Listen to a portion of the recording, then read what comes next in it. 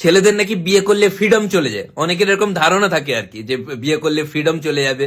অনেকে তো আবার এরকম ভাবে বিয়ের পরে বউরা মারবে।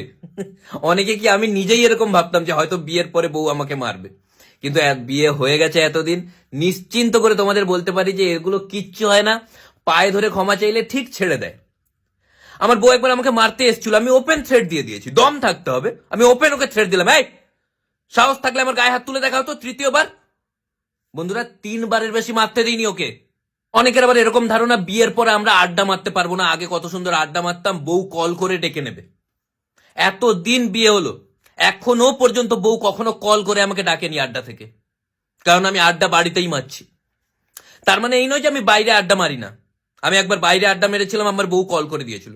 বাড়িতে এসে থ্রেট, সাহস থাকতে হবে তোমার। বাড়িতে এসে আমি ওপেন বললাম, তোমার সাহস কি করে হলো? বন্ধুদের সামনে আমাকে কল করার তোমার সাহস কি করে হলো?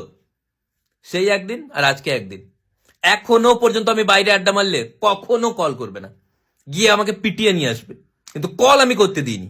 যেমন আমি রুমের জিনিসপত্র গুছিয়ে রাখতে পারি না, আমি এরকমই। আমার বউ সব জিনিসপত্র গুছিয়ে রাখে। একদিন আমাকে বলছে, এই তুমি সব জিনিসপত্র গুছিয়ে রাখবে। উল্টে আমি থ্রেট মারলাম যে আমি জিনিসপত্র এতদিন পর্যন্ত গুছিয়ে রাখিনি, তোমার জন্য আমি কেন চেঞ্জ হব? ডাইরেক্ট বললাম, তোমার জন্য কেন আমি চেঞ্জ হব?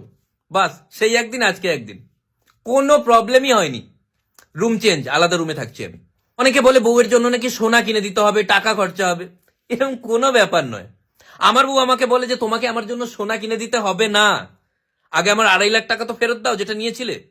তো এই যে মানে দেখে বিয়ে করো, সব মেয়ে সমান হয় না। অনেকে বলে বর বউয়ের মধ্যে ঝগড়া হয়, ঝগড়া হলে নাকি খুব প্রবলেম হয়। অনেকে বলে, দেখো একটা কথা বলি, ঝগড়া প্রেমের একটা অঙ্গ। প্রেম থাকলে ঝগড়া তো থাকবেই, তবে হ্যাঁ, তোমাকে ঝগড়াটাকে অ্যাভয়েড করতে শিখতে হবে। ঝগড়া হলে দুজনের মধ্যে একজনকে চুপ করে থাকতে হবে। কখনো আমি চুপ করে থাকি, কখনো আমার বউ ঝগড়া করে। তো এইরকম মানে ভয়ের কোনো কারণ নেই, তোমরা বিন্দাস বিয়ে করো।